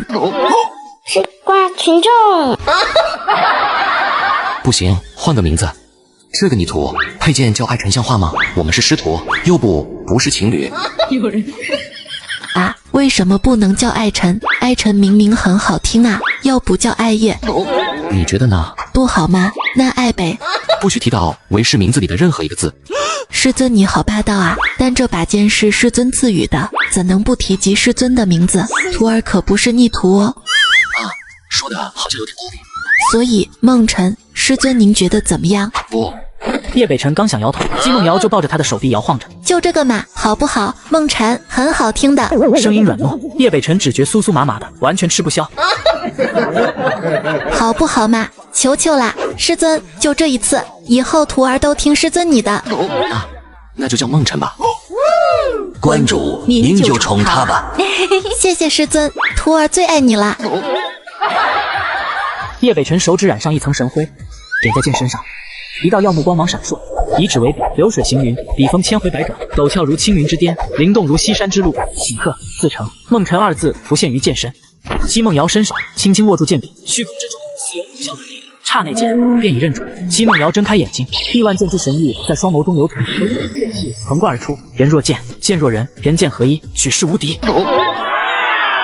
师尊怎么样？还行，不过比我差远了。臭不要脸！徒儿会努力的，努力追上师尊，努力让梦辰之名响彻天地。别，大可不必，为师还要脸呢，丢不起这个人。知道差距是好事，勤加修炼吧，为师看好你。说完，叶北辰踏出大殿，背影很潇洒，就是脚步有些踉跄，显得整体很狼狈。有人看着叶北辰渐渐远去的背影，姬梦瑶捂嘴偷笑。师尊您放心，徒儿一定会让全天下的剑修都知晓梦辰之名，一定。可惜师尊修为太高，要不然可以用魅惑术控制师尊，做些不可描述的事情。续接上集，叶北辰接过茶杯，一饮而尽，细细品味道。这茶完了，难道被发现了？这茶虽然凉了，但品起来却有另有一番风味。徒儿，你的孝心为师收到了。叶北辰茶杯重新放在姬梦瑶的手上，嘻嘻，这是徒儿应该做的。姬梦瑶恭敬接过碗，时不时用余光偷看叶北辰。哇塞，好刺激啊！竟然可以这样，让混蛋师尊喝下我喝过，然后师尊喝过，接着我又喝过的茶，而且师尊竟然还说好喝。师尊实在是太好骗了，可惜师尊修为太高，要不然可以用魅惑术控制师尊做些不可描述的事情。叶北辰本想转身离开，忽而看到姬梦瑶嘴边挂着的茶以及有些发红的脸，他好像突然明白了什么，大脑瞬间一片空白。徒儿你，此时金色小剑又不知死活的靠了过来，叶北辰心慌意乱，直接挥起袖子，嗖的一声，金色小剑化为星星，消失在天空之中。哇！姬梦瑶目送着金色小剑远走高飞，心中有一种莫名的熟悉感。咦，这把剑好像我家的天子剑，刚才师尊表情好像有点不太对劲，难道是那把剑惹得师尊不高兴了？哼，等我回家之后就把这柄破剑给折断，胆敢惹师尊生气，我都不敢了呢。师尊，你怎么了？无事，是不是要对这徒儿严厉点？要不然这丫头以后肯定会做出更过分的事情。好像也没什么，不就是同喝一碗茶吗？这在师徒之间是很正常的事情。勤加修炼。叶北辰想了半天，只憋出了这么一句，然后拂袖转身离去。好的，师尊。吓死我了，总算把师尊忽悠走了。有人。师尊，你怎么回来了？师尊，你突然靠徒儿这么近，徒儿有些慌啊。叶北辰折返回来，朝着姬梦瑶步步靠近。姬梦瑶双手放在身后，眼睛忽闪忽闪，整个人不断倒退，一直退到柱子上，退无可退，最后只能瞪大眼睛呜咽着。不可以的，师尊，能不能不要在这里？万一被婶婶他们看见。叶北辰伸出手指，将姬梦瑶嘴边的茶叶捡走，并在姬梦瑶眼前晃了晃，情不自禁捏了捏姬梦瑶有点婴儿肥的脸蛋，语重心长道：“要爱干净啊。”看着叶北辰手中的茶叶，姬梦瑶只觉大脑发晕，身子发酥，就像是喝了宫廷玉液，小脸立刻红扑扑的，全身都没有力气。原来师尊什么都知道呢。与此同时，万里之外，虚空之上，天不生我红玄机，见得万物如长夜，见来。红玄机衣衫染血，仰天喝道：“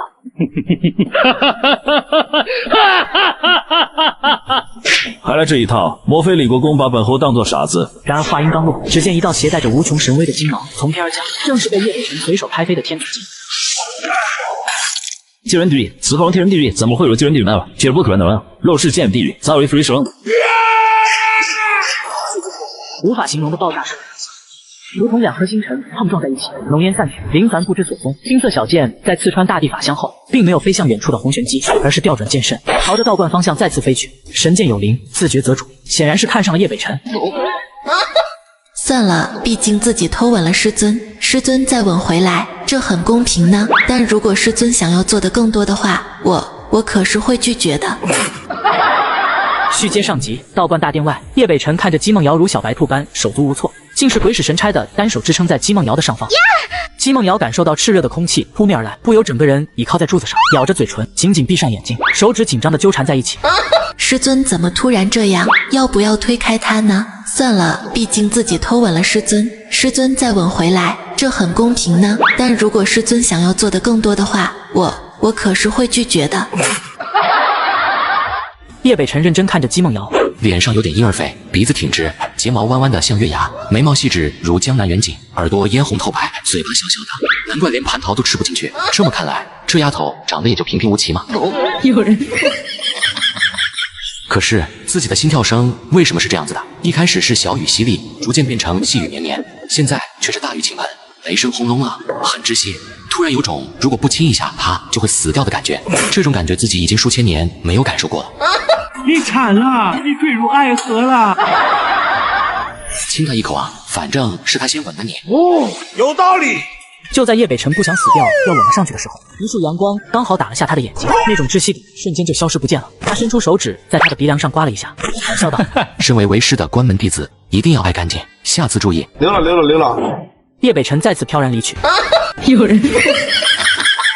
在叶北辰离开很久后，姬梦瑶睫毛微微抖动，睁开了眼睛，小脸红扑扑的，她撅起小嘴：“什么嘛！混蛋师尊突然搞这么一出，还以为他终于忍不住了，自己本来都已经准备好白给了。哼，混蛋师尊，你真讨厌啊！”傍晚，殿宇外，师师尊，吃饭啦！为师早已辟谷，今日并不吃饭了。以前不都是要吃晚饭的吗？今天突然就不吃饭了？混蛋师尊，你这不是辟谷，而是逼我吧？徒儿亲手做了汤面，难道师尊你就不出来尝尝吗？求求天底下最好的师尊，可以赏光品尝一下徒儿特意做的汤面，求求啦！一个字，绝！师尊，我喜欢你。师尊，我喜欢你。师尊，我喜欢你。续接上集，求求天底下最好的师尊，可以赏光品尝一下徒儿特意做的。师尊，你终于出来了。走吧。果然师尊是个吃软不吃硬的家伙，只要自己一撒娇，师尊必然会心软。还磨蹭干嘛？快点，不是说让为师品尝你做的汤面吗？不，知道啦，师虎。姬梦瑶跑上前，顺其自然抱着叶北辰的手臂。叶北辰步伐加快，将手臂抽开，姬梦瑶迅速跟上，再次抓住叶北辰的手臂，并且尝试用手指勾搭叶北辰的手指。徒儿，你能不能松开为师？不松。你信不信为师一挥袖子，你就到了山门外？那徒儿也要牵，其他门派徒儿牵着师尊都是很正常的事情，怎么偏偏到师尊您这就不行了？嗨，越说你还越来劲了，本座难道就治不了你一个小丫头？来，举个例子，比如铁拳门、狂沙帮，甚至有的宗门晚上休息的时候，师徒都是在一起呢。姬梦瑶脸部红心一直狂跳的说道，整得叶北辰一脸无语。也不知道这丫头脑袋里都装的什么。抱着为师的手臂可以，但是不许挠为师的手心。不，徒儿要牵师尊的手。你是不是讨打？有的宗门师徒不仅睡在一起，还一起洗澡。呜呜呜！牵手就牵手，不许再说下去。叶北辰瞪了姬梦瑶一眼，警告他不许更加过分了。姬梦瑶开心地将小手揣进了叶北辰的袖子里，然后紧紧抓住叶北辰的手指不放。这种感觉真的好奇妙。混蛋师尊手指的热量传递到自己的手掌，然后从手掌一直传到手臂上，最后落入心房，好像两个人的命运就这么相连在一起。果然姓周的大儒诚不欺我，人的性情总是喜欢调和折中的。当你说想要牵手的时候，师尊可能会不情愿，但你如果说睡在一起，师尊就来调和，愿意牵手了。有道理。两人穿过回廊，一直走到了大殿门口。还不松手？这么快就到了啊！如果这条路能有108000里就好了，那就可以一边踩着师尊的脚印，一边牵着师尊的手，走上一辈子了。那你希望多长？108000里好不好？师尊难道是我肚子里的蛔虫，竟然能听到自己的心声哀？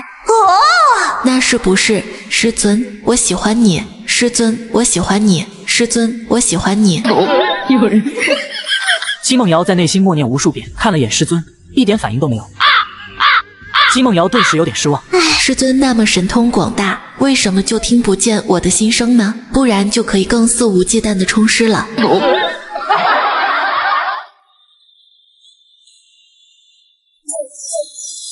关注。没人的时候，这丫头那么勇；有人的时候就害羞了。看来以后还是得多在人前待一待。这丫头就不敢动手动脚了，就算动手动脚，也不会那么大胆。吃饭吧。师尊，这汤面是徒儿第一次做，所以可能做的不太好吃，但徒儿相信师尊宽宏大量，肯定不会介意的。这丫头以为这样我就不会毒舌了吗？真是。叶北辰看着面前色香味俱全的汤面，只是闻到味道就能感受到它的美味。这确定是第一次下厨，这丫头不会是在扮猪吃老虎吧？虽然看起来不错，但该批评还是得批评。青牛肉切得太薄了，这个面拉得太细了，葱花放得太多了，还有……呜，师尊教训的是，徒儿下次一定注意。还有吗？姬梦瑶一脸紧张地拿出一块玉璧，将叶北辰刚才所说的话录了进去。玉璧名叫录影璧，璧里铭刻法阵，可以起到及时记录的功效。为师。师尊您请说。姬梦瑶拿着玉璧，就像是课堂里疯狂记笔记的3好学生。叶北辰看着姬梦瑶的动作，身体突然僵住了。要不要这么乖巧懂事啊？良心有点过意不去呢。这种感觉就像是恶毒皇后给白雪公主喂了毒苹果。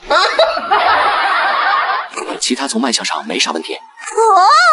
谢谢师尊认可，师尊可以尝尝味道。刚才没打击到这丫头，纯属于一时疏忽。等下尝味道的时候，再好吃也要说不好吃。我真的服了。叶北辰伸手接过筷子，正想吃面，突然瞥到姬梦瑶手掌虎口处长出了一个红彤彤的泡泡。师尊！姬梦瑶惊叫一声，脸颊瞬间滚烫，嫣红逐渐爬上脸颊。这还是师尊第一次主动牵自己的手呢。老妇和扫地大叔齐齐把头转向别处，以后坚决不和关主他们吃饭了，天天一边吃狗粮，一边担惊受怕，谁受得了啊？这个是怎么回事？啊，就是烧火做饭的时候不小心碰到的。你怎么这么不小心？痛吗？有一点点，但感受到师尊掌心传来的温热，痛什么的就一点都不在乎了。胡闹！那可是紫莲地心火，你一个小小的超凡境修士被灼烧到，若不是为师及时发现，你这手就可以不要了。在这广阔无垠的天地间，存在着无数神秘火焰。这些火焰有的是天生地养，有的则是诞生于无尽虚空，亦或者存在于万万里的火山深处，被煅烧了成千上万年的地心之火。但从无例外，这些神秘火焰皆是世界上最为强大的存在，它们生有灵智，互相吞噬，互相包容，继而进化出更为强大的火焰。而在异火榜上，则是记载了天地间最强大的异火，共23种，每一种都拥有毁天灭地之能。虽然紫莲地心火排名第23，但威能之大，难以估量。叶北辰因其长久不灭的特性，便将其放在厨房烧火做饭。哈，没想到这破火竟然误伤了我的宝贝徒儿，待会吃完饭就把这火给灭了。师尊，您这是在担心徒儿吗？师尊，您这是在担心徒儿吗？哼，为师是在骂你，手别动了，为师给你疗伤。不过，师尊你要轻点，徒儿有点怕痛。好了，这么快就好了。师尊，徒儿觉得手好像跟烧了一样，烫烫的，要不您再治疗一下？叶北辰冷着脸瞪着姬梦瑶，一言不发。姬梦瑶立马震惊起来。咦，突然就不痛了，好神奇！以后你不许进厨房。彩荷，你看住他。是关主，幸好这丫头没出什么大的事情，要不然自己万死难得其救。别啊，师尊，徒儿下次一定小心。母妃曾说过，要想抓住一个男人的心，就得抓住他的胃。自己这才刚刚开始呢，怎么就结束了呢？等你到大圣境界再说。吃饭。师尊，不许说话。你好凶哦！严师出高徒。吞。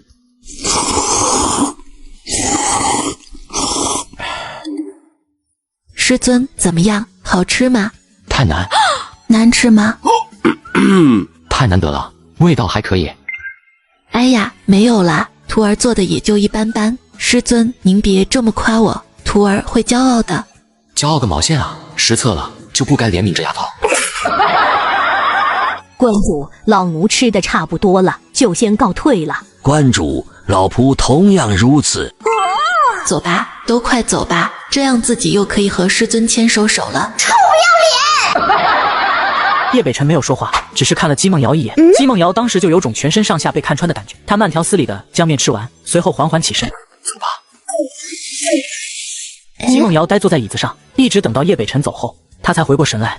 果然被看穿了吗？可恶，师尊怎么能这样？与此同时，皇城汴京御书房，李国公颤颤巍巍将白天出现的各种变故，知无不言，言无不尽的全部告诉给了圣天子。林凡这孽畜，亏了朕如此信任他，还准备将郡主下嫁给他，没想到他竟如此大逆不道。陛下，老臣该死，不仅没有抓回林凡，连天子剑都丢失了，请陛下降罪。玄机，你与朕情同手足，何必说这样的话，让朕苦恼呢？林凡的孽畜以身似魔，你不是对手，也在情理之中。至于天子剑，疑似一位剑仙所为，你不必将罪责揽在自己身上。陛下如此对待老臣，老臣却办砸了事情，实在是羞愧难当啊！这么多日禅，想必你也乏了，回去休息吧。可是林凡和天子剑，此事朕自有打算。臣告退。废物，一群废物！来者何人？大周皇朝第23代圣天子姬无道拜见各位老祖。所为何事？姬无道诚惶诚恐地将发生的事情告知。画壁，一通花里胡哨特效过后，一位穿着黑袍的老者出现在虚空之中，周身被黑雾缠绕，根本看不清面容。敢问是哪位老祖？哼，废物，天子剑也能随意丢失，大周怎么能有你这样的圣天子？话音落下，圣天子眼皮一翻，鲜血从耳鼻中喷出，他当场昏厥了过去。而黑袍老者手里拿着一方古朴罗盘，里面指针不断抖动，越抖越剧烈，最后在某一个方向缓缓停下。黑袍老者便明了一下方向，手指于虚空中一划，一道虚空之门便悬挂于天穹之上。黑袍老者转身踏入其中，不见踪影。混蛋师尊，我要咬死你啊！说是关门弟子，还真是关大门的弟子啊！哼！续接上集，道观厨房之中，一朵紫红色的火焰不断跳动，每次跳动恍如将周围空气尽皆蒸发，时不时喷出一道霸道澎湃的火浪，似要焚烧万物。只可惜那火浪刚喷出，便被一道无形的墙壁隔挡，看似无匹的气息直接湮灭在虚空之中。这便是紫莲地心火，具有灵智，此刻正在发泄自己无尽的怒火。他已经被困在此地上千年，不知道何时才能重见天日。忽而，叶北辰的身形出现在紫莲地心火面前，本来正在喷吐火浪的紫莲地心火瞬间偃旗息鼓，连摇晃都不敢摇晃，就这么直愣愣的挺着，要多从心就有多从心。你想要出来？不想不想，我觉得我还能奉献1万年。不要你觉得，而是本座觉得。叶北辰弹了弹手指，便将设下的禁制给解除。这个人族恶魔想要干什么？我没惹他吧？你今天伤了本座的徒弟，你知道吗？晚了，下午的那个人族蝼蚁，竟然是眼前这个恶魔的徒弟。不是故意的，我只是不小心。不是故意，那就是有意的。本座原本念你出生不易，这才宽宏大量，让你在此地有个栖身之地。未曾想到你竟然以怨报德，那没办法了，本座留不得你了。叶北辰手指轻轻一捏，异火榜第23位的紫莲地心火在这一指直接化为梦幻泡影。叶北辰吹了吹手指，然后从一个锦盒中取出一朵冷白色的火，放在了原本紫莲地心火所待的位置，设下禁制，然后飘然而去。哎，观主还真是溺爱那丫头，估计不需多少年，这道关就会多一个女主人了。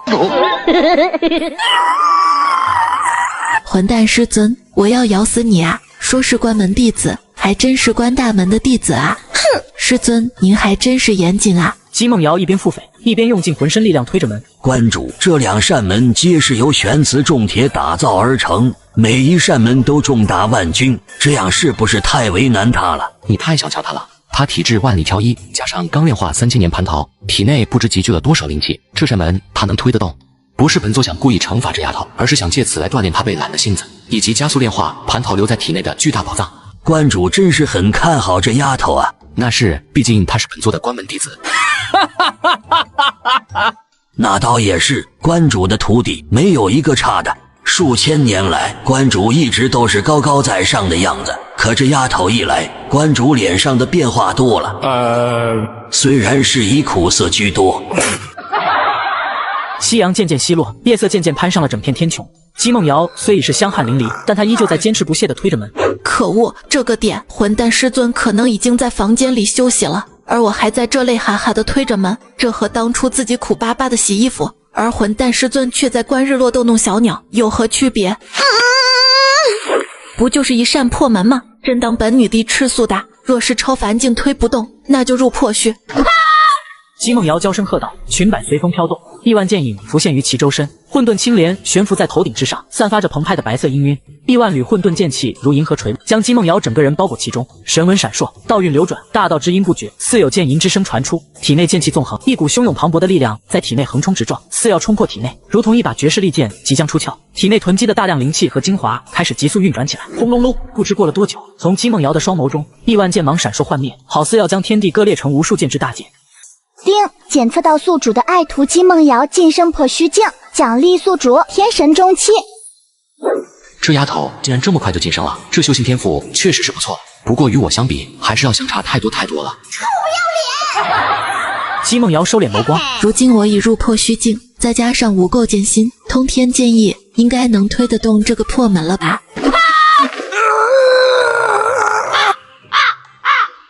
为什么还推不动？为什么啊？别尝试了，为师设下了禁制，这扇门远比你想象中的重。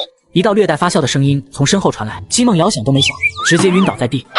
叶北辰瞪大了眼睛，头顶上出现一个大大的问号。碰瓷，今天是浪漫情人节，2025年最幸福的一天，祝宝子们情人节快乐。喂，徒儿，碰瓷是没用的，为师知道你肯定没昏倒。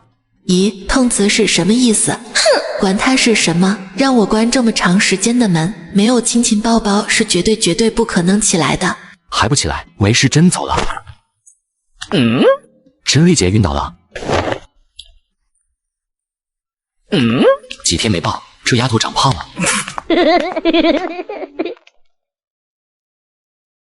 师尊太好骗了，等下自己的汗水会穿透他的道袍，然后肌肤相亲，羞死人了。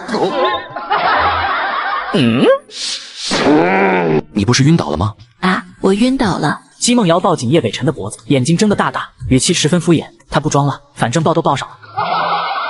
你算了，自己的徒弟扔路上怕弄脏了地面，还是抱着吧。那个师尊，徒儿能咬你耳朵吗？不行，别的宗门师徒都可以咬耳朵。闭嘴！你现在来京城了吧？那为师把你放下来，让你自己走好不好？不要！姬梦瑶怯怯地朝叶北辰身体里缩了缩，并且搂紧了他的脖子，生怕师尊把他扔下去。两人一路上没有说话，直到姬梦瑶再次打破了僵局。师尊，你的胸口好硬啊！为师要捶你了。哦，为什么？还问为什么？如果一个男人捏了你的胸口，你会怎么办？如果那个男人是师尊的话，徒儿可以忍受的。姬梦瑶闭上眼睛，眉目含羞，一副任君采撷的模样。我练得到，抱着已经很折磨了，还时不时撩拨一下，这谁受得了？风紧扯呼。师尊，你干嘛突然加速？不准你说话，乖乖睡觉。呜，徒儿身上全是汗啊！日升月落，叶北辰坐在床榻上，双眸微张，望向远方，眸光似穿透十方天地。这个小胖子总算是爬出来了呀！与此同时，东荒某一处坟墓。呸呸呸！无恙他某个天尊，这个狗日的焚天地竟然弄个假墓，害得道爷我被困了上千年，今日总算得见天日了。胖道士名为陆无良，年少失孤，叶北辰将其带上山培养成徒。本来他其实不叫陆无良，但听过叶北辰给他讲过《地天》《黑暗世界》两本小说之后，相对于夜黑手和荒天地，他更喜欢那个无良道士，就很符合他的本性。于是他就将名字改成了陆无良。哇！不得了，不得了，不得了！上千年没有回过道观了，想必师尊肯定非常担心，说不定还茶不思饭不想，整夜的睡不着觉。没有我这个宝贝徒儿在身边捶背按摩，嘘寒问暖，师尊一定过得很凄惨，头上黑发变白发。不行，我得以最快的速度赶回道观孝敬师尊。一炷香时间，陆无良便来到了外界，直接把前来寻找机缘的修士吓了一跳。竟然有人从禁地里跑出来了！我不是眼花了吧？数千年来，进入禁地的人向来有死无生，曾有数位寿命即将终了的圣人想要进去寻找机缘，但无一例外，全都命丧禁地之中。此人能从禁地里活着出来，身上必然有大秘密，要不身上有重宝，要不就是在禁地之中得到了天大的机缘。你们赶紧跟上他，我回去禀报家主。许多守在禁地的修士如闻到血腥味的豺狼，神色贪婪地看着陆无良离去的方向，仿佛重宝或是机缘都是他们的。今天是浪漫情人节，2025年最幸福的一天，祝宝子们情人节快乐！从今以后健健康康，平平安安，恩恩爱爱，白头到老，深情不及98，厚爱无需多言，愿此生不负相遇，未来继续相伴。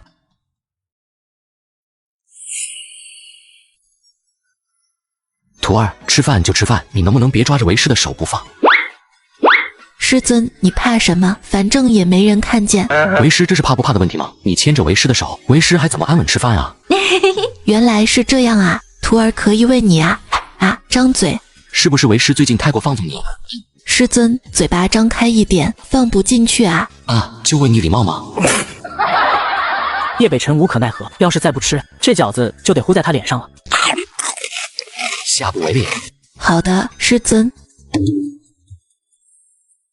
师尊，婶婶包的饺子果然好吃呢。不过，师尊，你觉得是饺子更好吃，还是徒儿的嘴唇啊？为师认为还是饺子比较好吃。胡说，师尊您又没试过。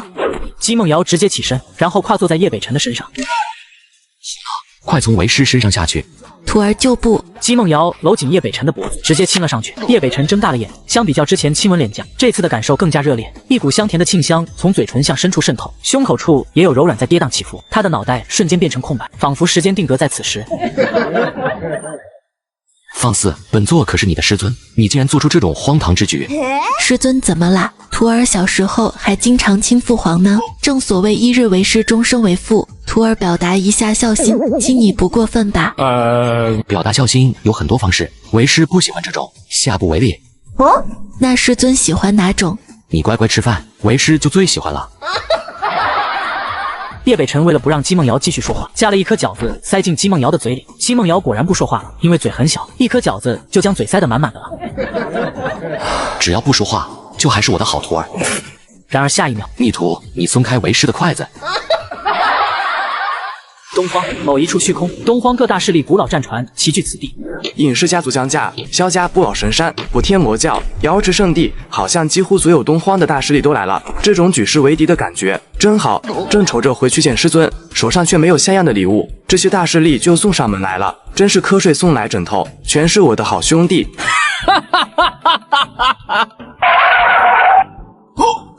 道友，你是否在寻求庇护？只要你将自身秘密告知于我，我江家必然保你无恙。江生虚，江家副家主，因为家主已经闭关100年，所以此刻江家由他掌权。其余势力闻之，纷纷在心里怒骂江生虚此人阴险狡诈，并且心中懊悔自己没有抢先一步说话。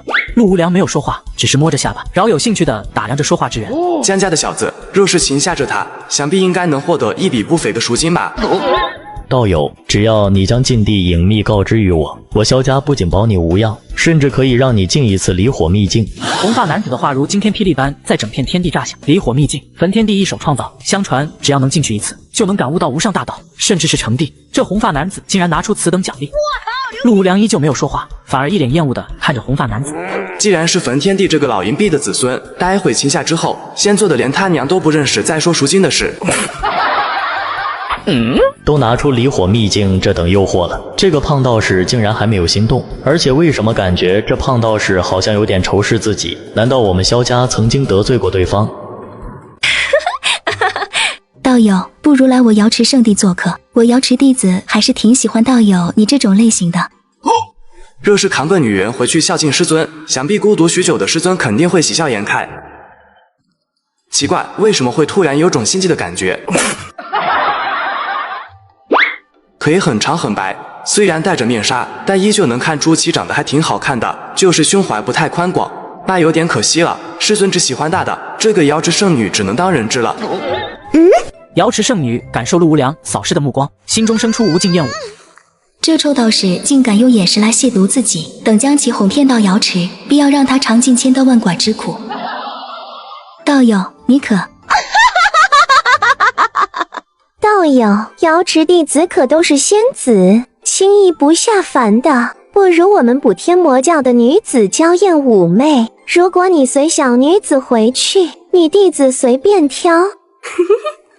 当然你挑我也可以，只要你那个秘密足够值钱。胸怀倒是挺宽广的，可惜师尊喜欢单纯可爱的。怎么又有心悸的感觉，而且还越发强烈了？生死卦，一念生，一念死，假的吧？有师尊罩着我，这世界上还有人能威胁到我的性命？外面实在太危险了，等把这群人打包卖掉，就回去寻求师尊的庇护。魔女，你是什么意思？当然是抢男人的意思。你两位何必争吵？老朽这里倒是有个提议，既然大家都想知道此人身上的秘密，不妨直接让其开口，何必花费那么大的代价讨好他？老者此话一出，顿时惹得其他各个势力掌权者深思。说得好，小友，现在装疯卖傻可不是明智之举。老东西，自打道爷我出道以来，你还是第一个敢称呼我为小友的。你知道吗？不老神山最老的老东西在道爷我面前也得跪下来喊爷爷。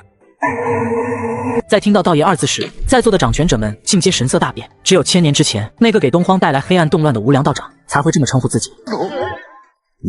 你是无良道士？爷爷在此。陆无良一紧，无尽的威压混合着磅礴浩瀚的杀伐之气，尽数朝着老者碾压，整个东荒都似被撼动了一般。真是误会，若是早知道是前辈，必然不敢肆意冒犯。没事，道爷我把你卖了，这个误会就解除了。人种带，此人肯定是那黑暗巨头无良道士。跑！好，一个也跑不了。遗忘的沙绕指尖